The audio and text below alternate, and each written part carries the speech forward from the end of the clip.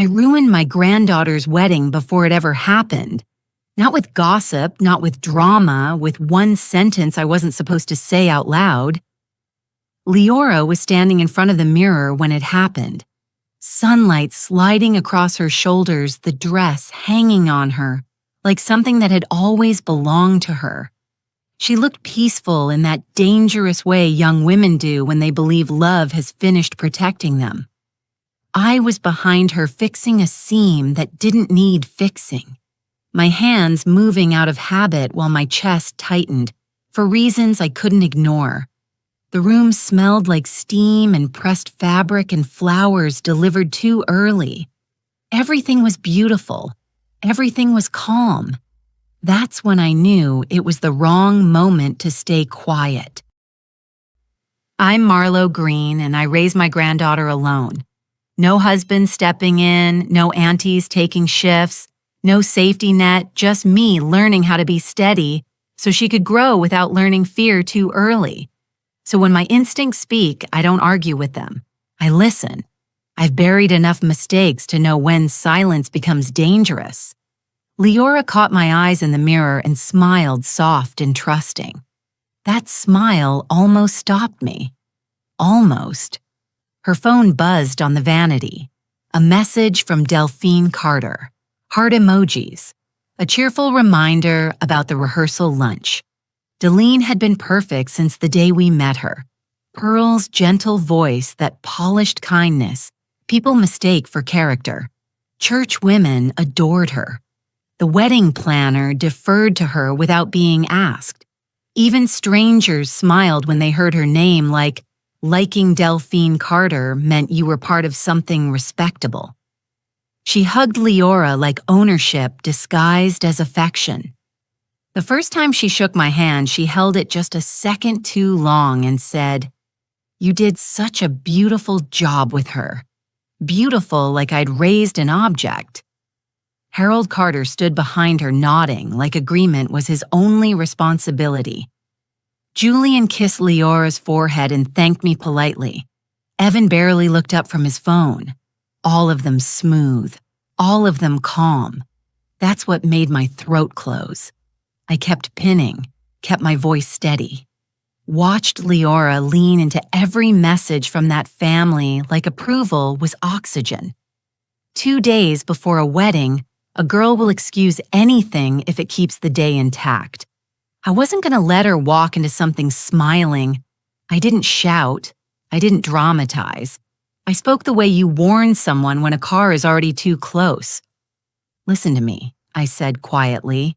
"Never tell Delene about your inheritance." The air changed. Not loudly, not obviously. Leora went still in a way that meant the words landed somewhere real. Her smile stayed in the mirror, but it weakened at the edges like glass under pressure. "Grandma," she said, and I heard it in her tone. "Don't do this now." I leaned closer so fear wouldn't have to travel far. Not your husband, not his mother, not anyone in that family, not a whisper, not a hint. Her throat moved as she swallowed. "You keep it quiet the way you kept your first heartbreak quiet so you could finish school. You keep it quiet the way you hid your fear when I was sick, so I wouldn't worry. If you're watching this right now, tell me where you're watching from. Because women who've raised children alone understand the cost of speaking when everyone wants you to be pleasant and grateful." Leora reached for my hand. Her fingers were cold. "Delene's been kind to me," she said carefully, like kindness could cancel warning. She likes things organized. Organized. The word hit me like a memory I never forgot. Organized means paperwork. Organized means control. I kept my face soft because panic spreads fast when elders show it. "Kindness can still be dangerous," I told her. "Some people don't reach with their hands, they reach with rules." Leora studied my reflection, searching for exaggeration. But why would she? Her phone buzzed again. Delene's name lit the screen. Leora didn't answer. She just stared at it. I covered her hand on the vanity and felt her pulse jump. Her voice dropped low, afraid of the wrong world hearing her. "Grandma," she whispered. "Why?" The first time I learned how paper can bruise you, nobody raised their voice. There was no screaming, no threats, no slammed doors, just soft voices in a living room that smelled like casseroles and lees, and a woman smiling too kindly while she slid a folder toward me, as if she were offering comfort. Grief makes you slow. Grief makes you grateful for hands reaching out. That is why it is the perfect time for certain people to do business. It was right after a death in my family. Fresh enough that the air still felt heavy. Fresh enough that everybody kept saying, "Let us know if you need anything." Like the words alone could stitch something back together. I was the one holding the keys, the mail, the unanswered calls. I was the one people look to because I've always been the one who stands up when other folks fold. I didn't have the money for a lawyer. I didn't even have the breath for an argument. I had a kitchen table, a stack of bills, and a heart that kept forgetting to beat properly. They arrived mid-morning in a clean car dressed like church on a weekday. Delene Carter was there, younger than she is now, but already polished, already wearing that pearl softness that makes people relax. Harold was beside her, quiet as a shadow. Evan carried a box like he'd come to help move things. Julian stood back, hands in his pockets, eyes on the floor like he didn't want to be seen wanting anything. Delphine hugged me like we were family and said, "Marlo, we're so sorry. We'll take care of the hard parts for you." She said it with a tone that sounded like a blessing. She didn't ask permission to sit. She simply sat as if comfort made her welcome everywhere. Then she placed the folder down with both hands. Careful, respectful. "This is standard," she said. "It protects you. It protects the family. It keeps everything organized." Organized. That word again. She explained in calm, simple sentences that they'd brought papers to help manage things, to avoid confusion, to make sure no one takes advantage. She spoke like she was saving me from wolves. I remember how badly I wanted to believe her. I remember nodding like a child being taught manners. She pointed to lines with a manicured nail and said, "You don't even need to read every page. It's just formalities. We'll walk you through it." The way she said formalities made my stomach tighten. But grief is strange. Grief makes you doubt your own instincts because everything inside you already feels wrong. I signed one page. I initialed another. I did it because she kept saying, "This is for your peace." I did it because Harold kept nodding slow and steady like a man confirming something respectable. I did it because Evan's eyes were on my hands, not my face. I did it because Julian offered me a glass of water like I was fragile, and he was kind. Then the air shifted just slightly when Delphine reached for the folder and tucked it back into her bag. Her smile didn't change, but the warmth behind it thinned. "Good," she said softly, and the word had weight. "Now we can move forward." Weeks later, when I could finally stand the sound of my own thoughts, I took a copy of what I'd signed to a woman who works with trusts and deeds for a living. Marian Ellis read the pages without blinking. Her lips tightened as she turned the last sheet. She didn't make me feel stupid, which is how I knew it was bad. She said, "This would have transferred control out of your hands." She said it plain. She said it like a doctor reading an X-ray. She showed me the paragraph where I'd agreed to temporary management that didn't have an end date. She showed me the language that sounded protective, but wasn't standard protective, organized formalities. That day, I learned something that never left me. People don't always steal with violence. Sometimes they steal by making you feel rude for asking questions. I spent months undoing what I'd signed. I spent nights staring at ceilings, wondering how close I came to losing everything I was trying to hold together. I didn't forget Delene's words. I didn't forget the way she smiled while my pen moved. I didn't forget how safe she wanted me to feel.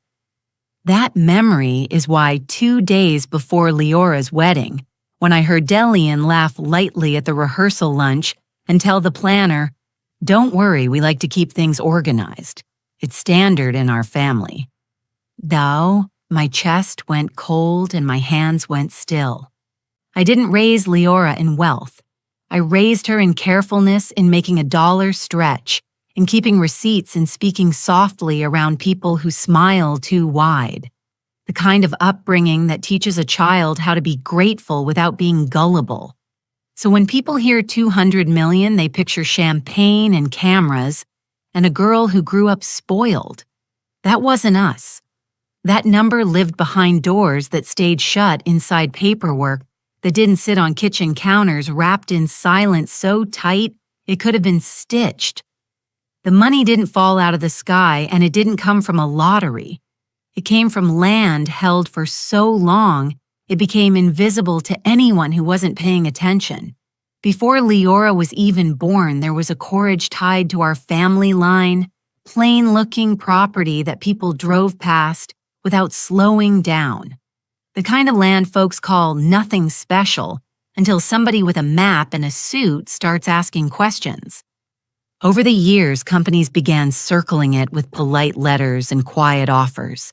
They weren't offering because they loved us.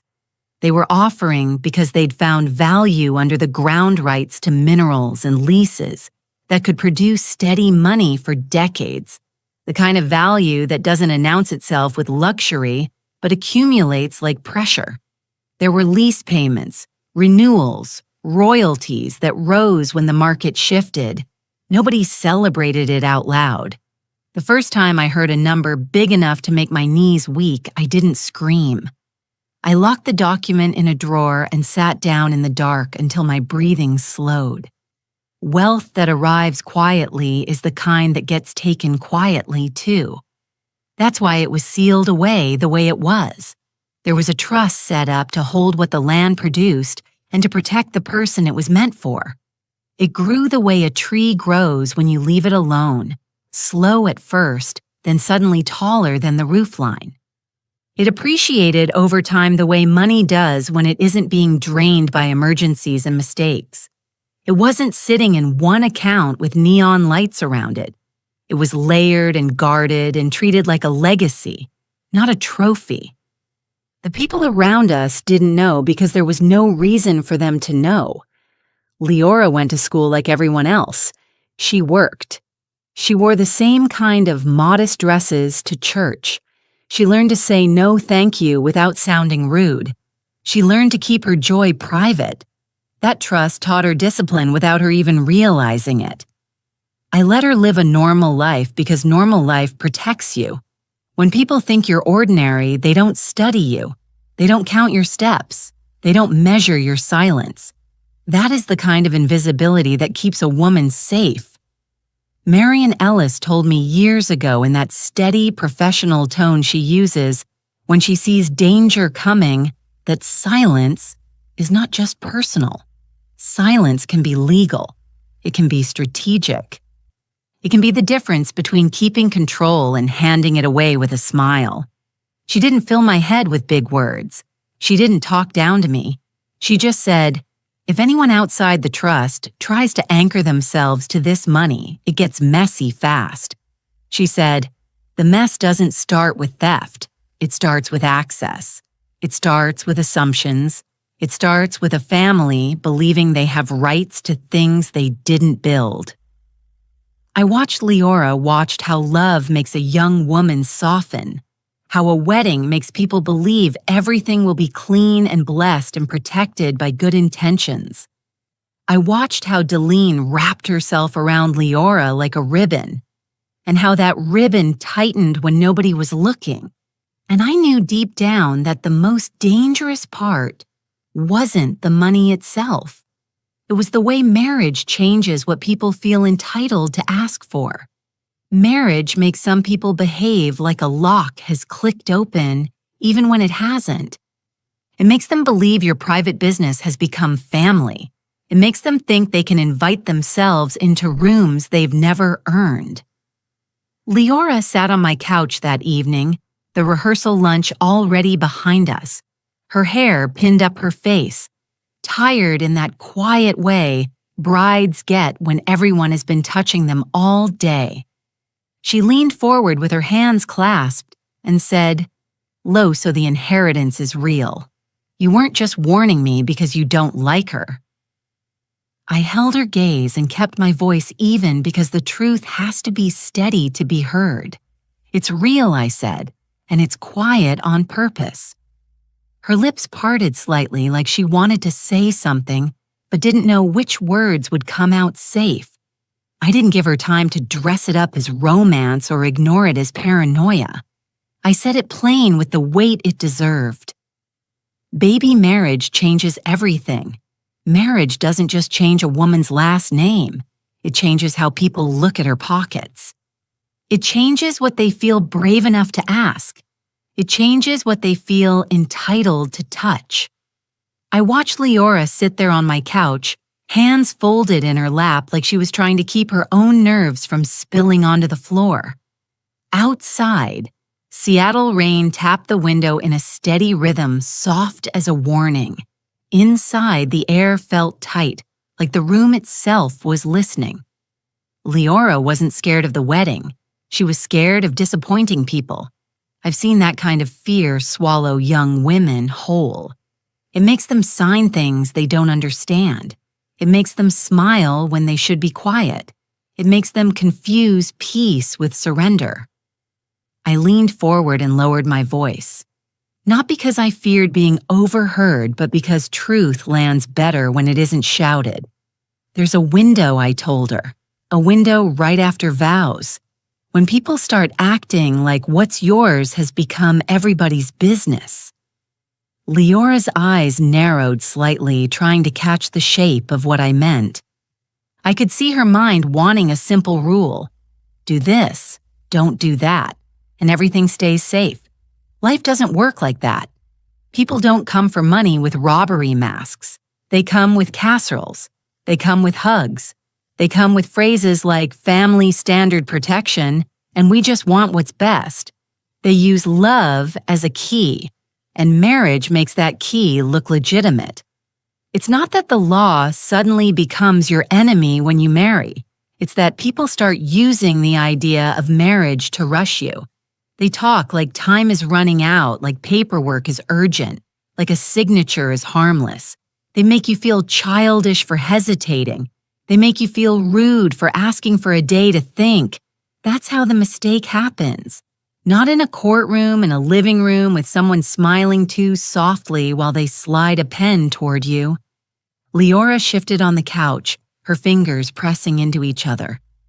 "Julian would never do that," she said, but the words didn't come out strong. They came out careful, like she was trying to convince herself as much as she was trying to convince me. I didn't argue with her.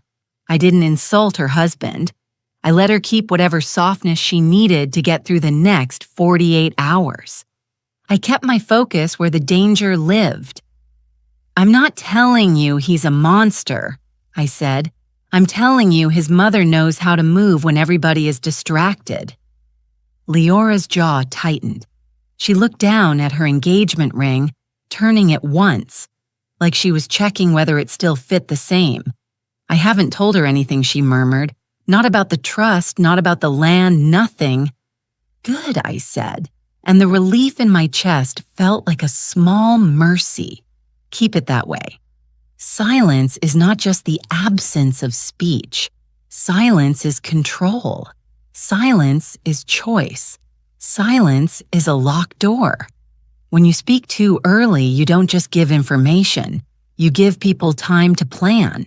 You give them time to consult. You give them time to shape an approach that looks respectful while it corners you. That's why I warned her before the wedding and not after. After is too late.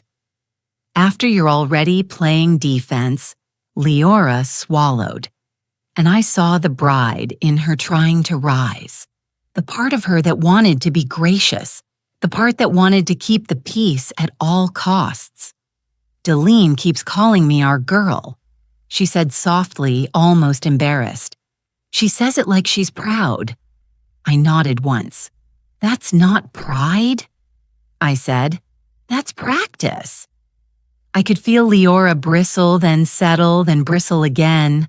Watching her wrestle with it broke my heart in a quiet way, because I knew that moment when love and instinct pull in opposite directions. It's the moment a woman either learns to protect herself or learns to explain away red flags until they turn into bruises. I reached over and covered her hand with mine, not squeezing, just anchoring. You don't have to fight anyone, I told her. You don't have to accuse. You don't have to ruin your wedding with fear. Her eyes lifted to mine, wide and wet but steady. Then what do I do? She whispered. I held her gaze until she stopped looking for comfort and started looking for instruction.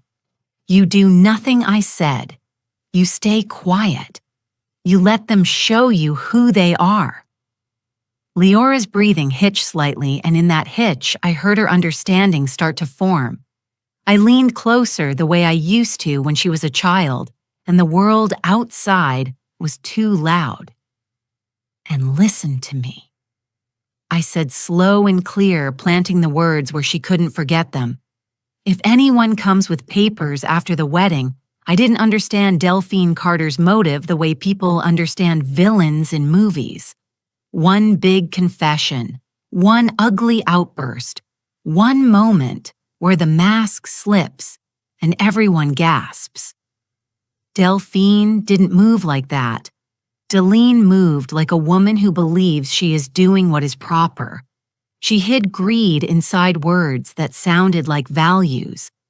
She wrapped control in manners so tight you could mistake it for love. That's why people admired her. That's why women at church whispered, "That family has class," as if class means kindness.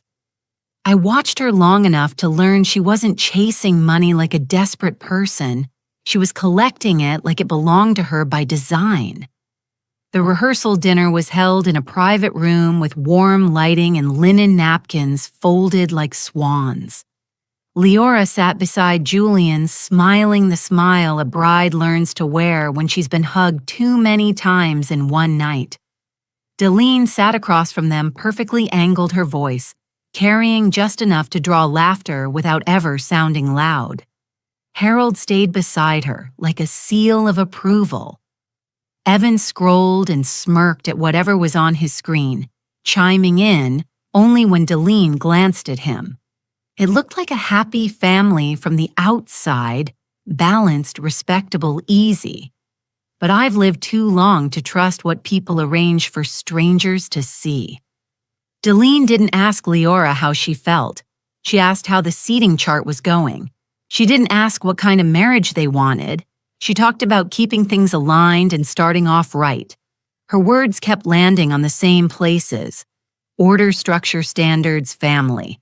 Every sentence was a small fence, and in the middle of that fence was my granddaughter, bright-eyed and trying to be gracious. Deline leaned forward at one point, her fork resting on the edge of her plate, like she was pausing to share wisdom. "Marriage is a joining," she said, smiling at the planner, then at Leora, then at me, as if including me made it kinder. Not just hearts, assets, responsibilities, everything. People forget that. We don't forget that in this family.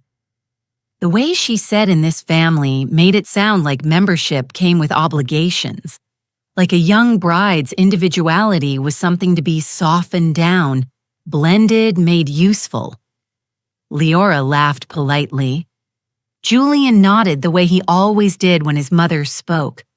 Automatic trained. I watched him watched, how his face stayed pleasant, even when his eyes looked elsewhere. He didn't argue. He didn't interrupt. He let her lead the atmosphere. Let her set the tone. That told me everything about what she was used to.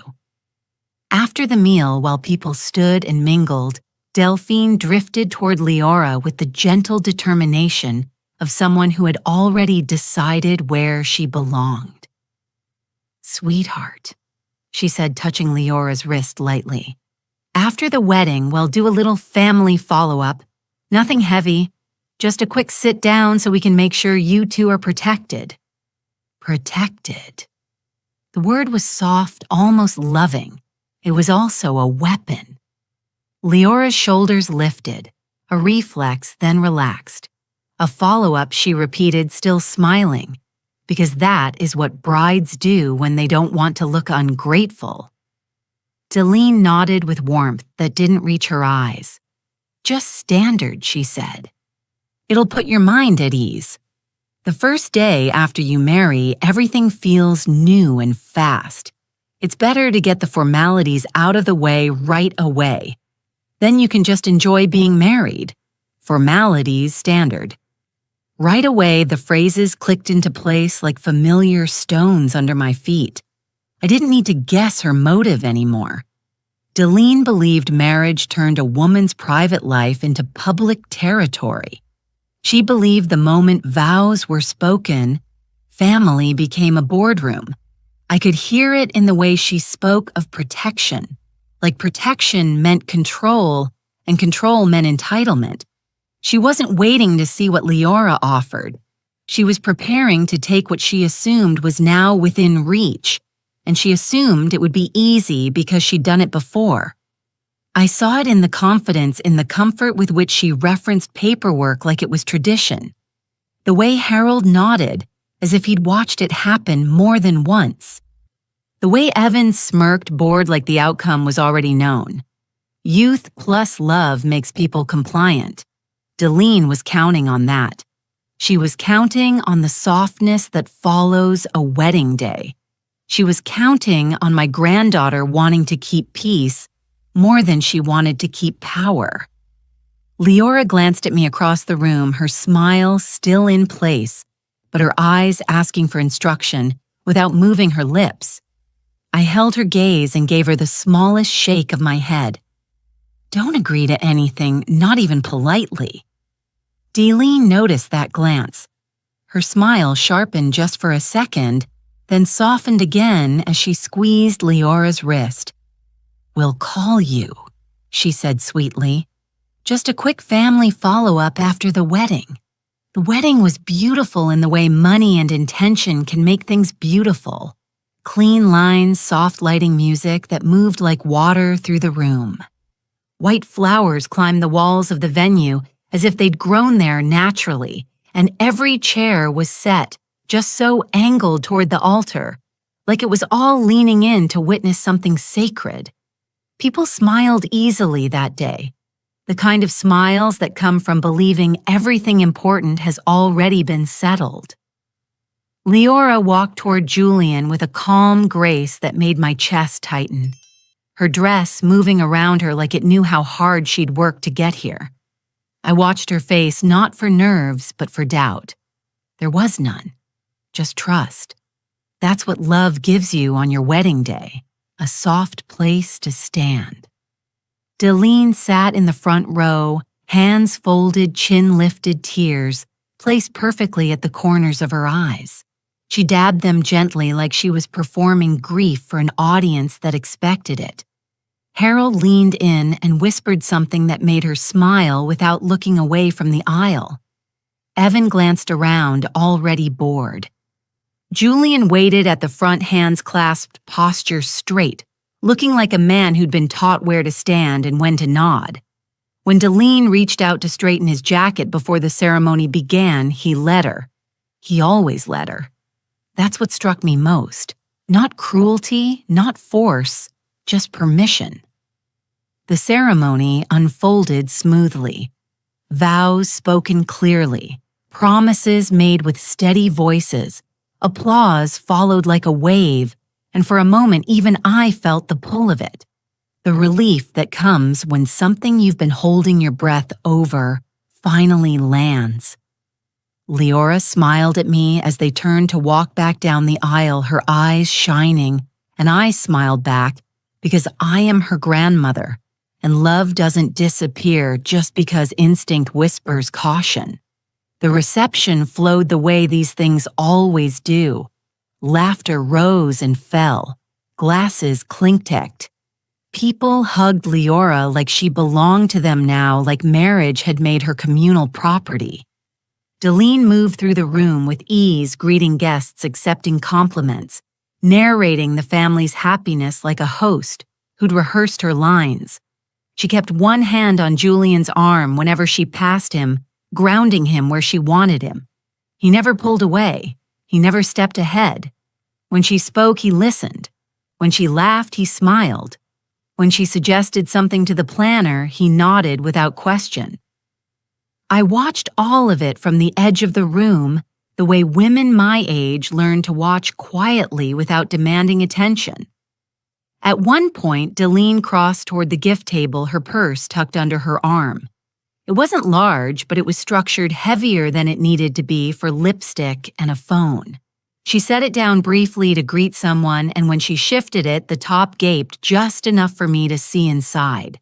Not cash, not personal effects. Paper thick, neatly stacked edges aligned. A folder pressed flat against the side, the corner stiff and unmistakable. My heart didn't race. It slowed. This is what calm looks like when you've been warned before, when you recognize a pattern instead of reacting to it. Delphine closed the bag quickly and resumed smiling, but the weight of what I'd seen stayed with me.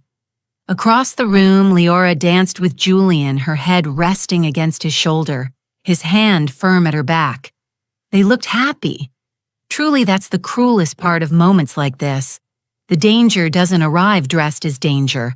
It arrives wrapped in celebration. Later, when speeches began, Deline stood and lifted her glass, her voice warm and steady, as she spoke about family, about unity, about how marriage joins not just two people, but two legacies. The word legacy hung in the air a second longer than it needed to. Leora didn't notice. Julian squeezed his mother's hand, afterward gratitude written all over his face. He didn't look toward me once. As the night wound down, guests filtered out with hugs and laughter shoes in their hands, promises to call. The lights dimmed. The music softened. Leora hugged me tightly, whispering thank you into my shoulder, the scent of flowers and perfume clinging to her hair. Deline watched us from across the room, her smile settled, satisfied. When the doors finally closed behind the last guest, the room felt suddenly too quiet, like a house after company leaves, and the real conversations begin. The morning after the wedding didn't feel like danger. It felt like leftovers and soft light and a quiet kind of tiredness that sits behind your eyes after you've smiled for 12 hours straight. Leora and Julian had stayed in a downtown hotel suite for the night. Deline's gift, of course, arranged with the same graceful control she used for everything. But Leora came by my place early still in that newlywed glow hair pulled into a loose knot, carrying her shoes in her hand like a girl again. She said she wanted breakfast with Grandma, just something small, before she went back to Julian for the brunch his family had planned. Planned. That word kept showing up in my mind like a light that wouldn't turn off. Leora sat at my kitchen table, sipping tea, eyes half-lidded with exhaustion. She looked peaceful. That peace is what made my stomach hurt, because peace is exactly what predators borrow when they want you to lower your guard. I watched her thumb the edge of her napkin, watched how she kept smiling even when her phone buzzed. Deline again. Leora didn't answer. She let it ring out and said almost apologetic. She's excited. She was trying to be generous. Brides do that. They think if they keep being sweet, everybody will stay sweet back. I set a plate of eggs and toast in front of her and sat down across from her, careful with my own movements. I didn't want to scare her. I wanted to sharpen her. You remember what I told you, I said quietly. Leora's smile stayed, but her eyes shifted. One of those small changes that means your body heard the warning even if your heart wants to ignore it. I remember, she murmured. I haven't said anything. Good, I said again. That word tasted like relief and dread at the same time because silence doesn't stop people from trying. Silence just makes them show their hand faster when they're desperate. I didn't have to guess why Deline would move quickly. I'd watched women like her my whole life. They don't wait for permission when they believe they have a right. And marriage gives people like that a fresh excuse to rush you. In their minds, the first day after vows is when everything is easiest. You're still tender, still floating, still trying to keep the new peace intact. You haven't had time to think. You haven't had time to ask anyone outside the family what something means. They bank on that. They bank on a bride's fear of looking distrustful. They bank on a husband's reluctance to challenge his mother when the ink on the marriage license hasn't even dried. Leora pushed her plate away after a few bites, appetite fading the way it does when something in the air changes. Julian said his mom likes to handle details. She said repeating it like a compliment, then pausing as if the words sounded different out loud. She said she wants us to start off organized. Organized. I felt my jaw tighten just slightly. Starting off organized, I repeated, keeping my voice neutral. The way you keep a knife hidden behind your back. That's what she said. Leora nodded. She said she doesn't want anything to be confusing later. Confusing later. Another phrase that always shows up right before someone tells you to sign something fast. I leaned back in my chair and let my gaze settle somewhere past Leora's shoulder because I didn't want her to see too much in my face. The truth is, I already knew the logic of what Deline was planning even if I didn't know the exact document yet. People like Deline don't come with lawyers first. Lawyers invite questions. Lawyers create paper trails. That can be challenged. Lawyers make things formal in a way that gives the other side time to breathe. Deline didn't want breathing room. She wanted speed. She wanted pressure without debate. That's why she would choose a notary. A notary doesn't sit down to explain. A notary shows up, smiles politely, checks an ID, and waits for signatures. The presence alone makes people feel like the decision has already been made. Like refusing would be childish or rude, like saying, "I need time," would be embarrassing. A notary is quick authority just enough to scare compliance, not enough to invite conversation. I had seen it before. People bring a notary the way they bring witnesses to make you feel outnumbered, to make you feel like the room agrees with them, to make your hesitation look like troublemaking. And the first 24 to 72 hours after marriage is when that trick works best, because a bride is still trying to prove she belongs. Leora's fingers tightened around her teacup. "Grandma," she said softly, voice smaller than it had been yesterday. "You think she's going to bring paperwork?" I met her eyes, then steady and calm. "I think she's going to bring something that looks harmless," I said. "And I think she's going to rush you." Leora swallowed. And for the first time since she walked in, she didn't look like a bride. She looked like a granddaughter again, young, trusting, trying to learn how to stand up without shaking. I reached across the table and covered her hand. "If anyone asks you to sign anything right now," I said slow and clear, "you don't sign, you don't explain, you don't argue. You just say you need time." She nodded, but her eyes were distant, like she could already feel the pressure coming. The kitchen clock ticked loud in the quiet. Outside, the hallway was still. Then sharp and sudden, the doorbell rang. The second I opened my door, I knew it wasn't a neighbor. It wasn't a delivery. It wasn't even family coming to coo over a newlywed the way people pretend to do when they want to feel close to happiness. It was a formation. Deline stood in the front like she owned the hallway pearls, catching the light smile already fixed in place. Harold was beside her hands, clasped eyes calm. Evan leaned slightly back, phone in hand, watching like this was entertainment. Julian stood near the edge of them, not quite in front, not quite behind, dressed down now, but still neat, like he'd been told what to wear to look reasonable. And next to them was a man I had never seen before, holding a leather folder, like it carried scripture. His posture was polite. His face was neutral, the kind of neutral that pretends it's not participating in the harm. Deline's gaze slid past me, straight to Leora behind my shoulder, as if my body was just an obstacle.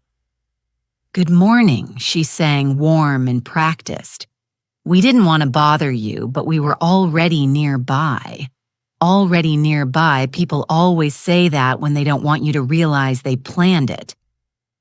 Leora stepped up beside me, still holding her teacup like she'd forgotten to put it down. Her eyes went to the folder in the stranger's hands, then back to Deline's smile. I felt her arm brush mine, the smallest tremor in her skin.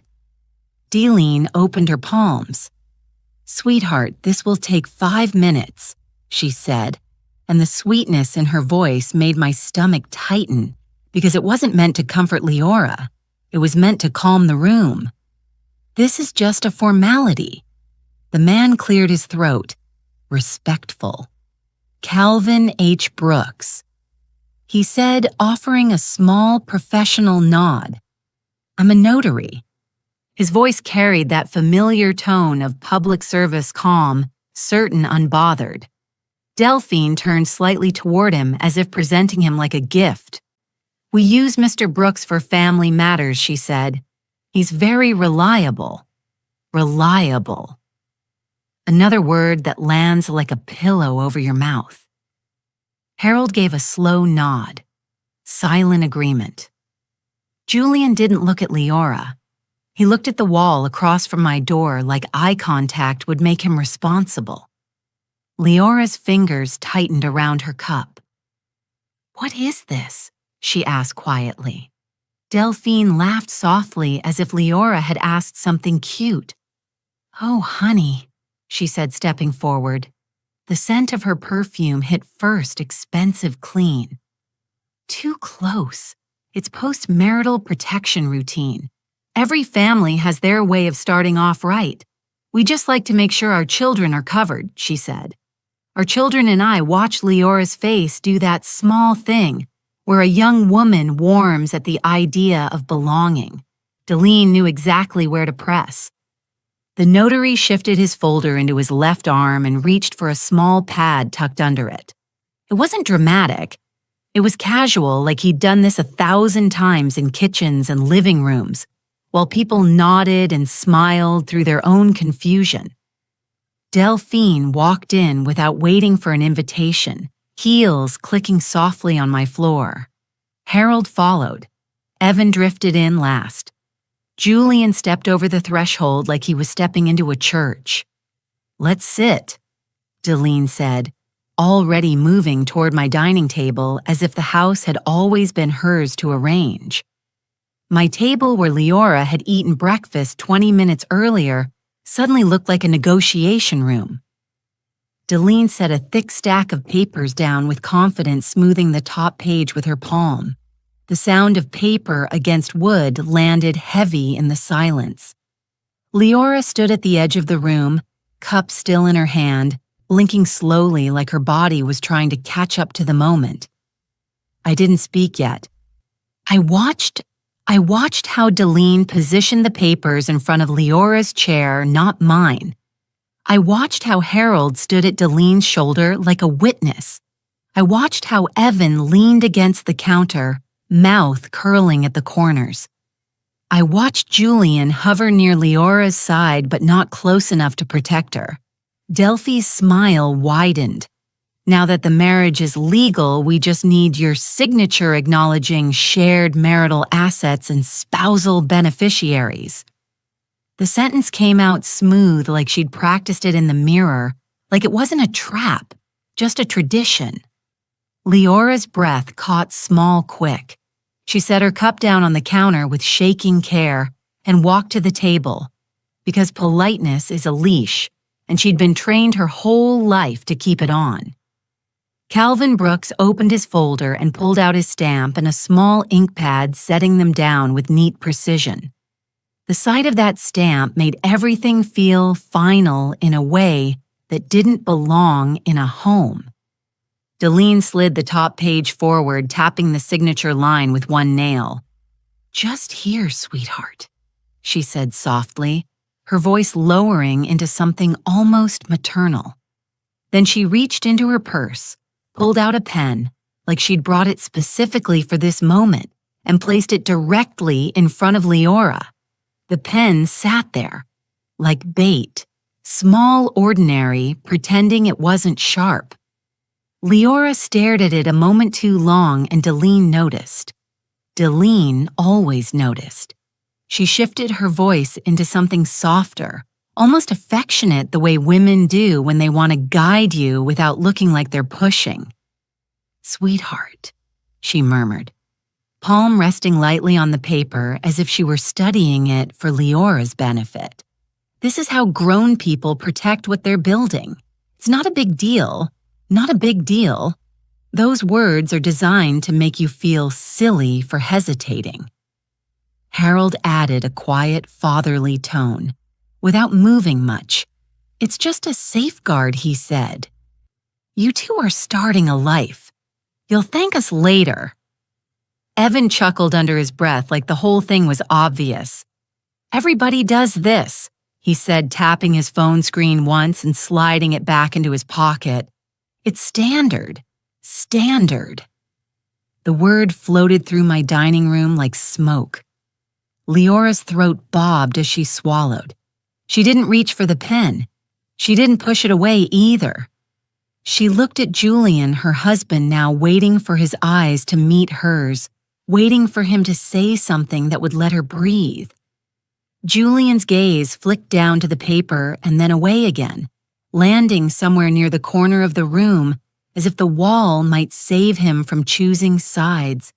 His hands were clasped in front of him, fingers interlaced tight, his jaw working slowly, like he was chewing on something he couldn't swallow. Deline glanced at him and he nodded, small, automatic. That nod was louder than any words he could have spoken. Leora's shoulders lifted slightly, then settled, as if her body had just accepted a new truth without wanting to. Deline seized that moment. She leaned forward with the gentle authority of a woman used to being obeyed. "It's just paperwork," she said. "You're not giving anything away. You're simply acknowledging what marriage already means." She said, "already means," like the meaning had been decided by someone older, someone wiser, someone who didn't need permission. Calvin Brooks. The notary cleared his throat lightly, professional and careful. "Ma'am," he said to Leora, "this is a straightforward signing. I'll just need to verify your ID and witness your signature. Straightforward."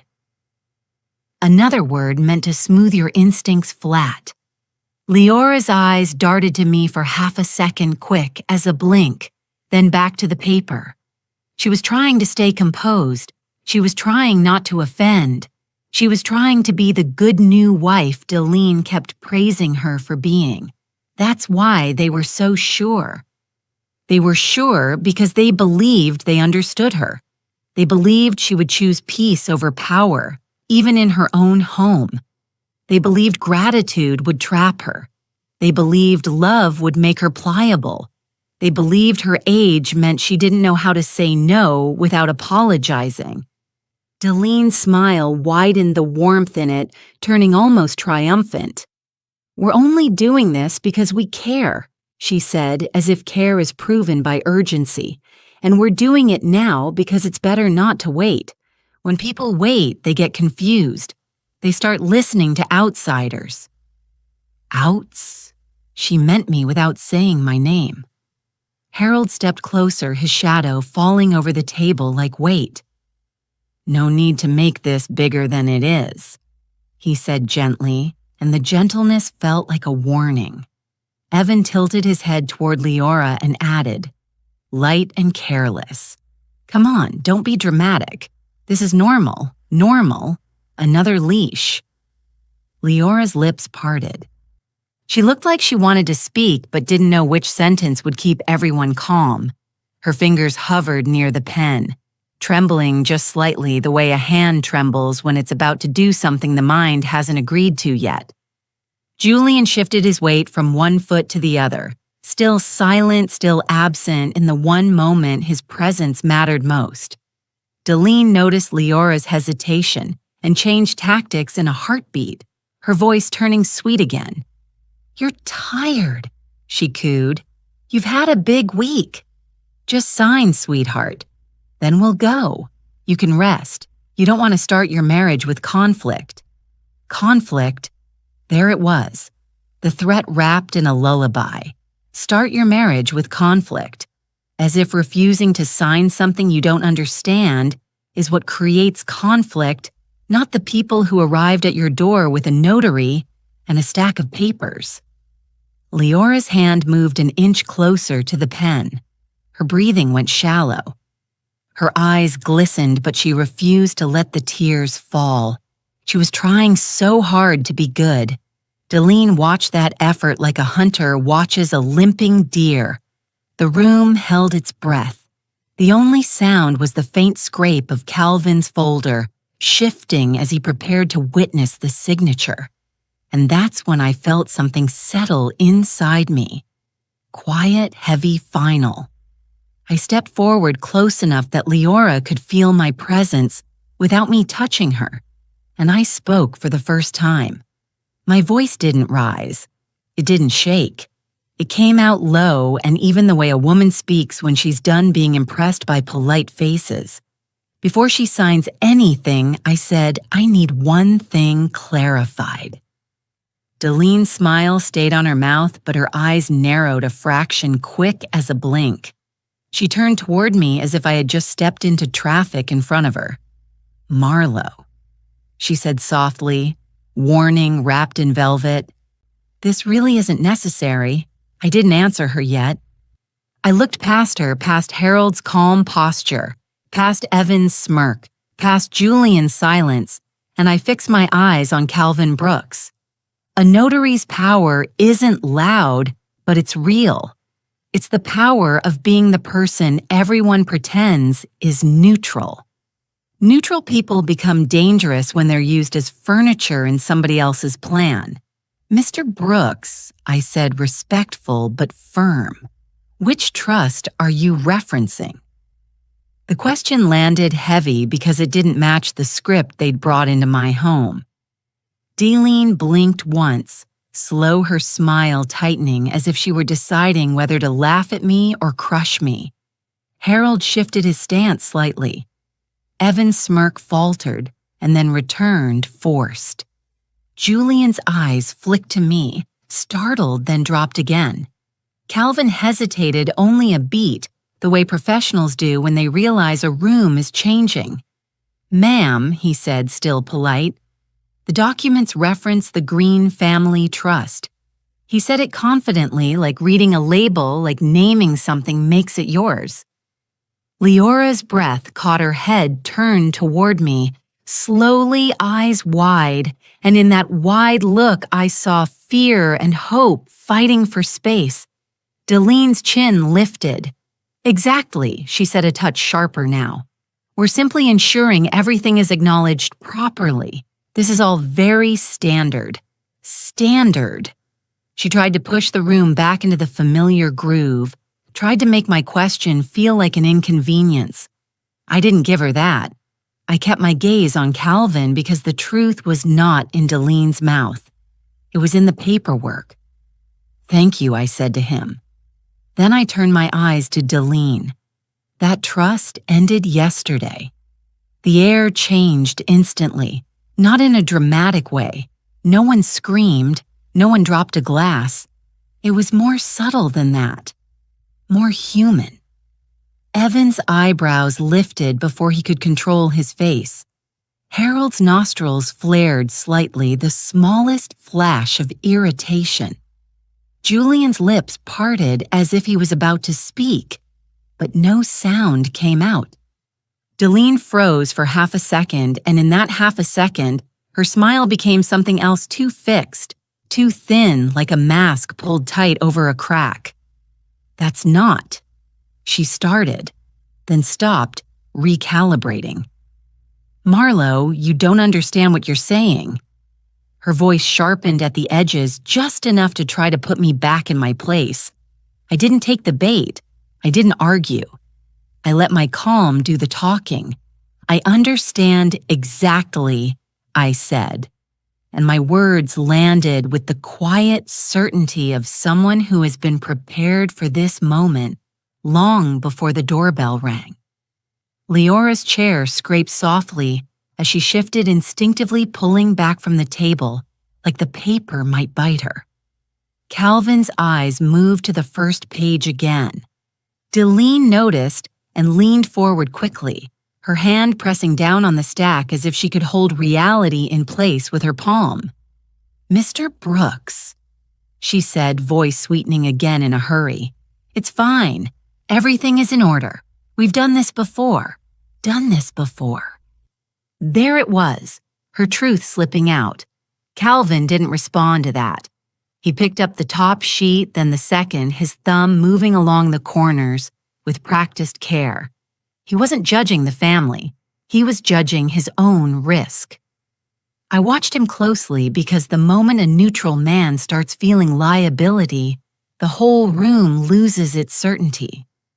"Ma'am," he said slowly, looking up at me, "can you explain what you mean by ended?"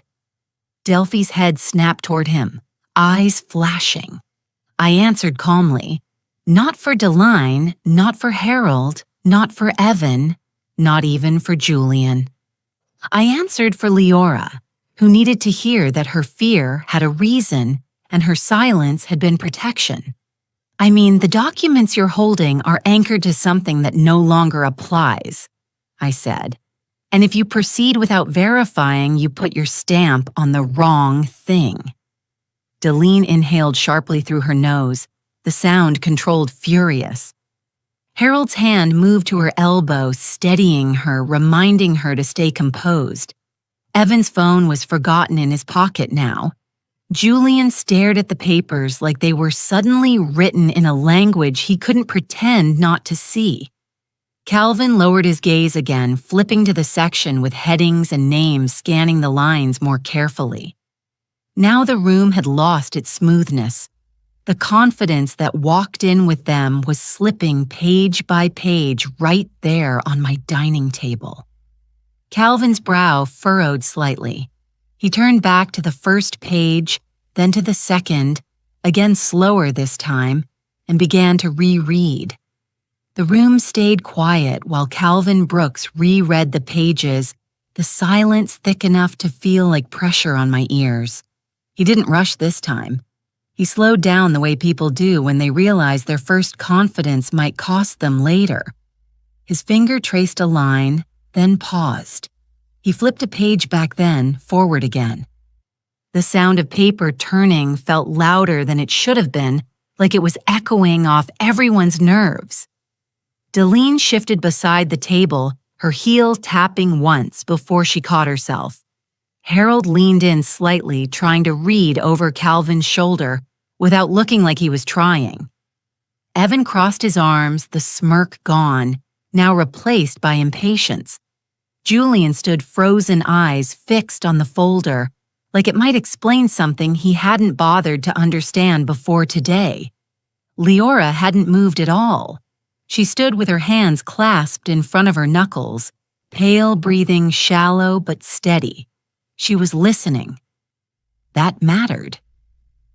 Calvin cleared his throat. "There's a section here," he said, carefully tapping the page that references a successor structure activated upon marriage. Deli's lips parted, then pressed together again. Yes, she said quickly. That's standard. She leaned forward. Too fast, it just means things are updated. Calvin didn't look at her. He kept reading. It appears, he continued, voice still professional but no longer casual, that upon marriage the original trust dissolves and a new trust takes effect. Leora's head tilted slightly, as if her body understood before her mind did. I watched Deline's shoulders tighten under her jacket. Dissolves. Harold repeated, quiet but sharp. Calvin nodded once. That's the language used here. He glanced up briefly, then back down. The new trust is more restrictive. Restrictive. That word landed hard. Deline let out a small laugh that sounded wrong in the room. Restrictive. How? She asked, sweetness strained. Calvin turned another page. It explicitly limits beneficiaries. He paused, reading silently for a moment longer than necessary. The delay was deliberate. When he spoke again, his voice had changed. Spouses are excluded. In-laws are excluded. The air left Deline's chest in a controlled exhale she didn't mean to make. Harold straightened fully now, irritation creeping into his posture. Evan's arms dropped to his sides. Julian finally looked at Leora, his face pale confusion written all over him. Leora didn't look back. She was staring at Calvin, absorbing each word like it was anchoring her. Deline tried to recover. That can't be right, she said firmly. We were told. She stopped herself, eyes flicking to me, then back to Calvin. This is just an acknowledgement. No one is taking anything. Calvin adjusted his glasses. There's also a clause regarding coercion, he said, quieter now. The room leaned in without meaning to. It states that any attempt to compel pressure or rush the beneficiary into altering, acknowledging, or assigning interests triggers an immediate forfeit of any future claims. Leora inhaled sharply. A sound caught between shock and relief. Julian took a half step toward her, then stopped, as if unsure whether he was allowed to cross that space anymore. Deline's face hardened. Forfeiter, she repeated the word, scraping her throat. Calvin nodded again. Yes, ma'am. He looked up fully now, meeting her eyes for the first time, which means that proceeding without proper verification could expose all parties involved. He didn't say consequences. He didn't need to. The room felt suddenly smaller, the walls closer, the table heavier with paper that no longer belonged to Deline's confidence. I watched her carefully. This was the moment people reveal who they are when politeness stops working. Her smile didn't return. Instead, she pressed her lips together and looked at Leora, her gaze sharp, searching for weakness. You knew about this, she said, accusation thinly veiled. Leora didn't answer her. She didn't have to. The truth was sitting right there in black ink. Harold muttered something under his breath. Evan stepped back toward the door, instinctively distancing himself from whatever this had become. Julian opened his mouth, then closed it again, finally understanding that silence had been a choice, and choices have consequences. Calvin stacked the pages, neatly aligning the corners with deliberate care. He slid the pen back toward his folder instead of toward Leora. Then, with a calm that carried finality, he closed the folder and snapped it shut. Calvin Brooks didn't slam the folder. He didn't stand up in anger. He didn't raise his voice or accuse anyone of anything. He simply closed his work the way a man closes a door when he senses smoke. Quietly, carefully, completely. That was the moment Deline's control began to slip, because she had built her whole entrance on the assumption that he would be a propne, neutral, silent, obedient, a stamp with a pulse. But neutrality has limits when it starts to feel expensive. Calvin slid the folder toward himself and began packing his ink pad and stamp with slow precision. The movement was small, but it changed the room's temperature. Leora's shoulders loosened a fraction like her body had been bracing for a hit and realized it might not land. Julian's face tightened, his eyes moving between his mother and the notary as if he was watching the ground shift under his feet. Harold leaned forward, voice low, trying to regain the tone of a man who runs things. "Now hold on," he said. "We're not asking you to do anything improper. This is family paperwork. Family paperwork." The phrase sounded ridiculous now, floating over a forfeiture clause like a paper boat on deep water. Calvin lifted his gaze, polite but firm. "Sir, I'm not here to interpret intent," he said. "I'm here to witness signatures under appropriate circumstances." Appropriate circumstances. Delphine's smile tried to return and failed. She stepped closer to the table palm hovering over the papers, like she might physically stop the situation from shifting. "Mr. Brooks," she said, voice smoothing itself in a hurry. "I don't understand why you're making this complicated. We do this all the time. You've notarized documents for us before." The edge of her desperation showed in that last sentence. Before you were useful. Before you didn't question. Before you played your role. Calvin didn't flinch at her tone. He only glanced down at the page again, then up at Leora, then back to Deline. His choice wasn't emotional, it was practical. "Ma'am," he said, "the document references a trust structure that appears to have changed, and there is language here regarding coercion and forfeit. If I witness signatures under pressure, I place myself at risk. At risk." That was the real truth, not morality, not loyalty, liability. Deline's nostrils flared, her face tightening as she tried to keep her anger from showing. "Pressure," she repeated with a laugh that didn't sound like laughter. "No one is pressuring her." Evan made a short sound in his throat, a dismissive scoff meant to signal agreement, but he didn't step forward. He didn't back her up with anything real. Harold's jaw worked slowly. Julian still said nothing. Leora looked down at the pen, then up at me, then back to Calvin. Her eyes were clear now. The softness that had made her easy to corner was evaporating in real time. Deline saw that, and her voice sharpened. "Leora," she said, using my granddaughter's name like a hook. "This is a simple process. Sign the acknowledgement and we're done. You don't want to start your marriage with suspicion." Suspicion. The word slid out like blame, like the problem was Leora's instincts, not Deli's ambush. Leora's lips parted, then closed again. She didn't defend herself. She didn't apologize.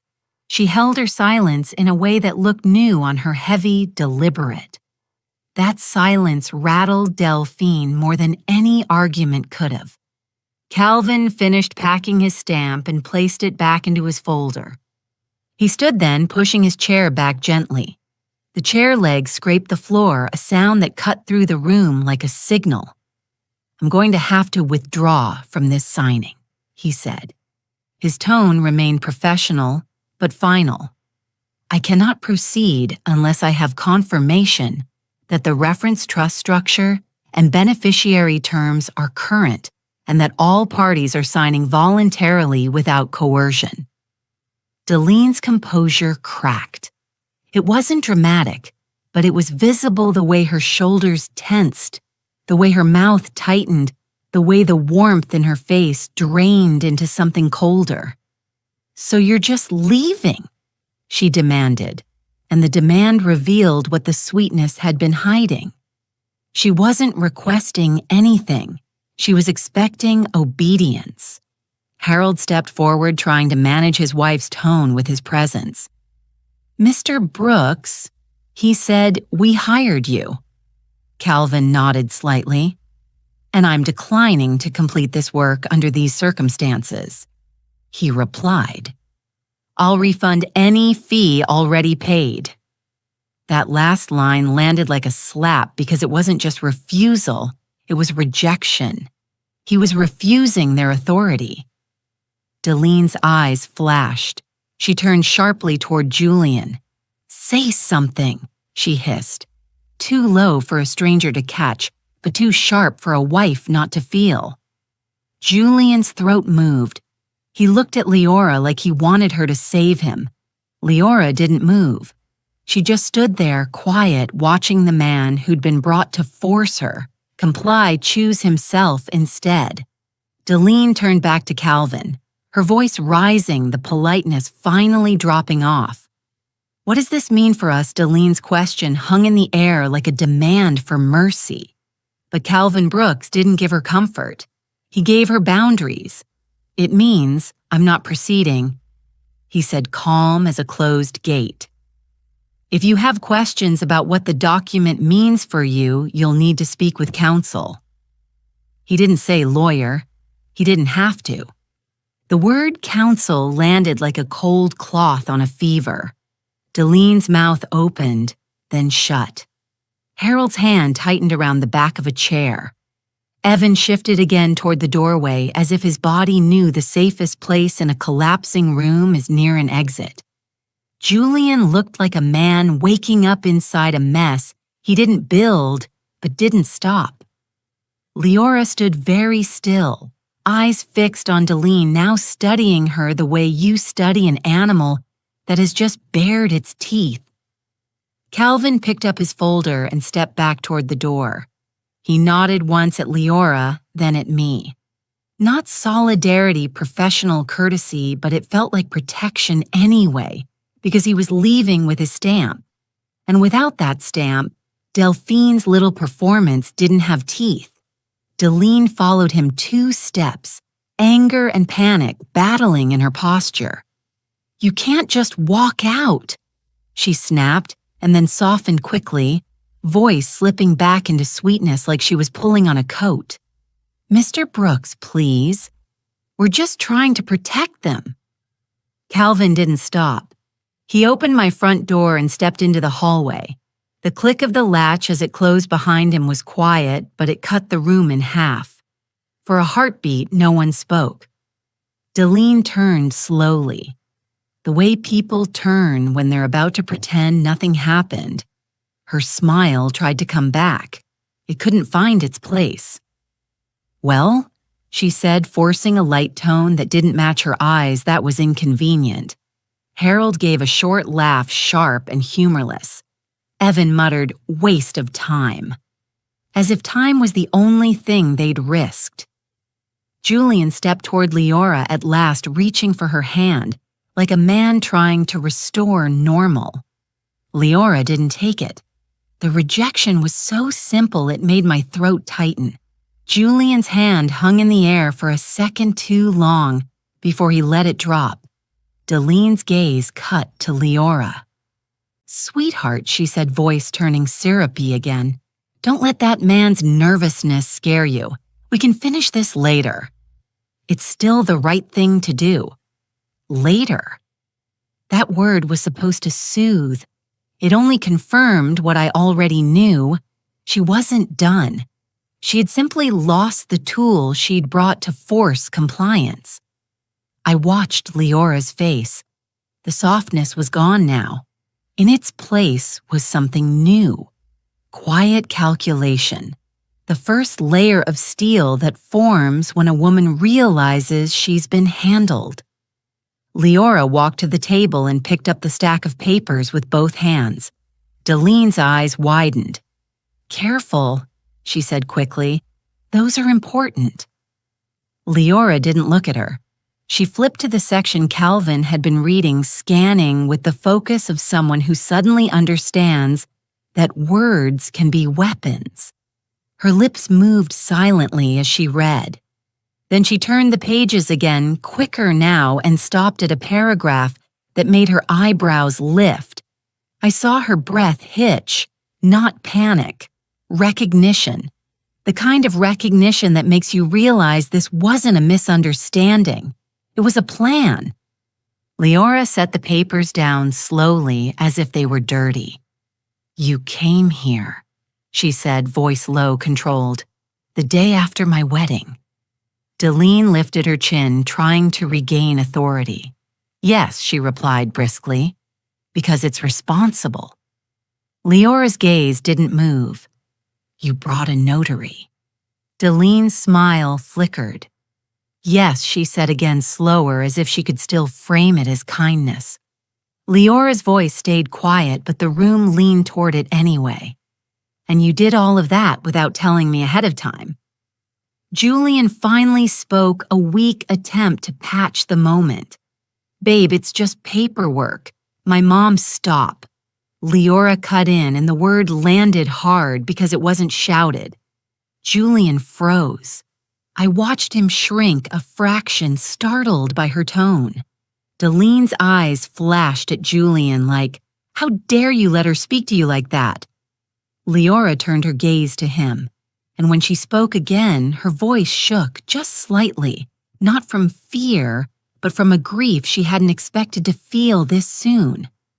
"You stood there," she said, "and you let them corner me." Julian's mouth opened.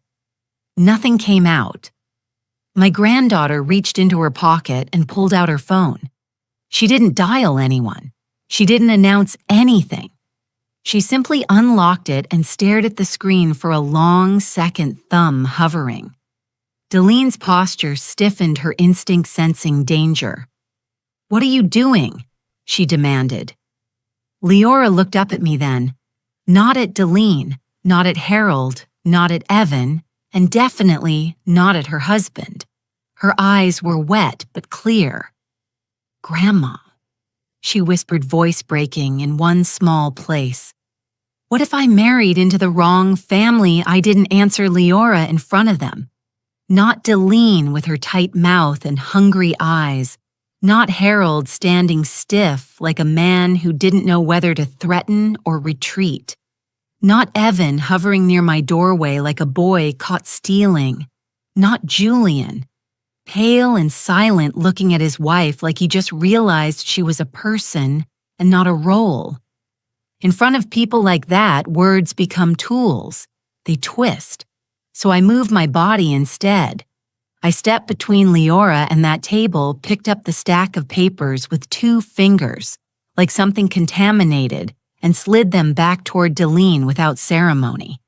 Then I nodded toward my hallway. "Leora," I said quietly, "come with me." My granddaughter hesitated only a second. That second told me she was already changing. She followed me down the hall, past framed photos of her as a little girl, past the small scuff on the wall she made with her bicycle handle years ago, past all the proof that our life existed before the Carters decided it was theirs to organize. I closed my bedroom door behind us and leaned my back against it, keeping my voice low even though we were alone. Leora stood in the middle of the room like she didn't know where to put her hands. She took one breath, then another, and the tears that had been waiting in her eyes finally slid down. She wiped them fast, angry with herself for crying, angry with the timing, angry that her wedding glow had been replaced by this. "I felt stupid," she whispered, voice raw. "I felt like I was being tested." I shook my head, once slow. "You were being measured," I said. "They came to see how easily you fold." Leora's chest rose and fell quickly. She pressed her palms together, fingers interlaced so tight her knuckles looked white. "Julian didn't say anything," she said, and the hurt in her voice was sharper than any insult. "He just stood there and watched me. I didn't defend him. I didn't condemn him. I let the truth sit where it belonged." People show you who they are when their comfort is threatened, I said softly. Leora's eyes closed briefly like she was replaying the moment. The pen, the paper, Delene's voice telling her conflict was the problem. When she opened her eyes again, they were clearer, still wet, but focused. Grandma, she said, swallowing hard. If I had told her if I had mentioned the inheritance just once, would she have come differently? That was the question underneath everything. Not just what happened today, the shape of what could have happened, the danger she avoided without knowing the full size of it. I walked to my dresser and pulled open the bottom drawer where I keep things I don't want laying around. I didn't pull out documents. I didn't pull out numbers. I pulled out something simpler, an old envelope thick with copies and notes from the time Delene tried to help years ago. Leora watched it like it was a snake. "This is why I warned you," I said, setting it on the bed between us. "Because people like her don't wait for invitations once they have information. They don't need your consent when they believe the situation entitles them." Leora stared at the envelope, breathing slowly now like her body was trying to settle into a new reality. So if I told her, she whispered again, the words cracking at the end. I stepped closer, close enough that she could see I wasn't guessing. I wasn't dramatizing. I wasn't trying to scare her for control. I was trying to tell her the truth with the tenderness it deserved. "You wouldn't be sitting here," I said. I let the sentence hang not as a threat, but as a fact. Leora's lips parted, her eyes widening slightly, as if a door in her mind had opened and she could see through it. Now lawsuits, pressure, manipulation framed as love. Her husband caught between loyalty and convenience, her being urged to do the right thing until she couldn't tell right from surrender. Her shoulders sagged, not in defeat, but in grief. "They would have swallowed me," she murmured. I nodded. "They would have tried," I said, "and they would have used your kindness to do it." Leora sat down on the edge of my bed, hands trembling. "I don't know what to do now," she said. And there it was, the real fear. Not the inheritance, not the papers, the marriage, the picture she had painted in her mind that now had cracks running through it. "I married him yesterday," she whispered, "and today his mother came to my grandmother's house with a notary." She said it like she couldn't believe she was repeating her own life. I sat beside her, not touching her, yet letting her sit inside the truth long enough to own it. "You don't have to decide out of panic," I said, "but you do have to decide." Leora's jaw tightened. She wiped her cheeks again, slower this time, and when she lifted her head, there was something hard in her eyes that hadn't been there before. "I need to go back out there," she said, voice steadier, "and I need to say something." When we walked back into the living room, nothing looked the same, even though every object was still in its place. Delene stood near my dining table with her purse clutched tight under her arm. The papers stacked in front of her like a claim she was refusing to release. Harold hovered close, jaw set. Evan had shifted fully toward the door, half-turned ready to leave and pretend he'd never been here. Julian stood between them and Leora, but not like a shield, more like a man caught in the middle of two worlds, unsure which one would keep him safe. Leora stepped past me without hesitation. Her shoulders squared, her face still damp from tears, but her eyes clear and steady. She didn't look at the papers first. She looked at her husband, Julian. She said quietly, not angry, not pleading, just calling him into the moment he'd tried to avoid. Julian swallowed. "Leah," he started, but his voice fell apart halfway through because there was nothing soft enough to fix what he'd allowed. Delene cut in fast, her composure snapping back into place like a practiced act. "Sweetheart," she said. "We don't have to do this here. You're emotional. We'll talk later." Leora lifted her hand palm outward, a small gesture that stopped Delphi mid-sentence. The silence that followed was loud. Deline stared at her, offended in a way only entitled people get offended that someone younger had dared to set a boundary. Leora didn't flinch. "No," she said simply. "You came to Grandma's home. You brought a notary to her dining table. So we're finishing this here." Harold shifted his voice low in warning. "Now listen." Leora turned her gaze to him, calm and unafraid. "I am listening," she said. "That's the problem, I listened." Evan scoffed once, trying to lighten it. "This is being blown out of proportion." Leora didn't even look at him. "You were ready to watch me sign something I hadn't read," she replied, still calm. "So don't talk to me about proportion." Julian's face tightened, shame creeping up his neck. He stepped forward slightly, finally trying. "Babe, my mom thought." She didn't think Leora cut in, and this time her voice sharpened just enough to draw blood. She planned. Deline's smile returned small and cold. "You're accusing me of protecting you." She asked the word smooth, but the tone cruel. Leora nodded once. "Yes," she said, "because protection doesn't show up unannounced with a notary." That sentence landed like a door slamming in Delphine's face. Harold's lips pressed together. Evan's eyes darted, searching for an exit that didn't look like retreat. Julian's shoulders sagged as if he was finally feeling the weight of what silence costs. Deline leaned forward, voice lowering into something sharper, less polished. "You're a Carter now," she said, as if the name itself was a leash. "You don't get to treat this family like strangers." Leora's gaze didn't move. "I'm not treating you like strangers," she replied. "I'm treating you like people who showed me who they are." Deline's eyes flashed. "So what, you're going to embarrass your husband on day one?" Leora's chin lifted.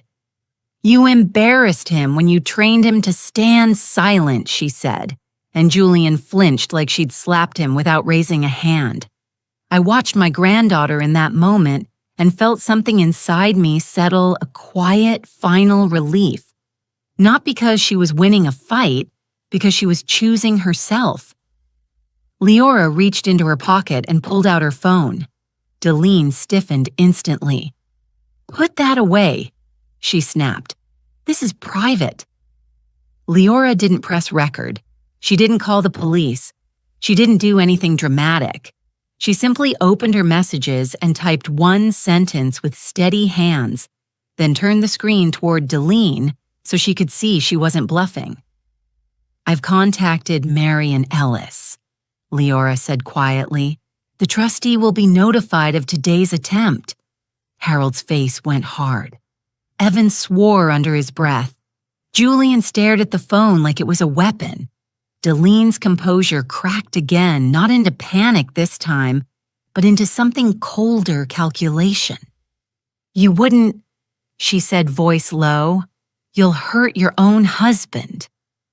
Leora's eyes held hers. "You already tried to," she replied. Then she stepped closer to the table, picked up the stack of papers, and slid them toward Deline with 2 fingers. "Take your formalities and leave," she said. "You don't get another visit." Deline's breath shook once controlled. She snatched the papers, shoved them into her bag, and turned toward Julian. "Come," she ordered. Julian hesitated. For the first time, he didn't move instantly. His eyes met Leora's, pleading. Leora didn't soften. She didn't harden either. She just stood there waiting for him to choose. Julian swallowed, then stepped backward, not toward his mother, but toward the door. I need time," he murmured, voice small. Deline's head snapped toward him. "Time," she hissed. "After everything we've done?" Julian's shoulders stiffened. "I saw what you did," he said, barely audible. Harold's eyes widened. Evan looked away. Delene's face twisted with rage she couldn't fully show in my home. She spun toward the door, Harold and Evan following, and left without another word. The door closed behind them softly, but the quiet that followed was different now. It wasn't practiced. It was earned. Leora exhaled slowly like she'd been holding her breath since the wedding. Julian stood near the doorway, hands shaking slightly, looking at the floor as if he was finally seeing the mess he'd helped create. I didn't gloat. I didn't lecture. I walked to my small cabinet, opened it, and placed the old envelope back inside the copies, the notes, the warnings written in my own hand. Then I turned the key, locked it, and closed the cabinet door gently. Leora watched me do it, and in her eyes I saw the understanding settle. Silence didn't just save money. Silence saved her. I crossed the room and took her hand at last, squeezing once. No speech, no celebration, just a quiet promise between two women who had learned the same lesson in different generations. The legacy survived because we didn't hand it out with smiles. It survived because we kept it sealed until we knew who deserved to stand near it. I walked to the front door, turned the lock, and let the latch fall into place with a soft, final click.